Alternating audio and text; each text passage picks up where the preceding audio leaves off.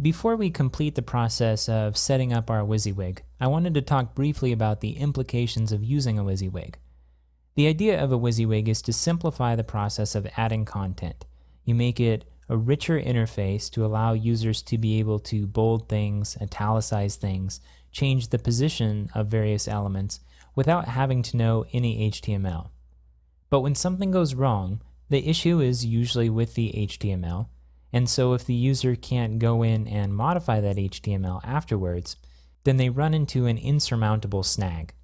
A lot of times, site builders will prefer to not use a Wysiwyg or use something simpler that exposes the HTML so that users learn how to use HTML in the process of building out their content, or they use an alternate syntax like Markdown in order to allow for a richer editing experience without having to add a Wysiwyg or any HTML to it.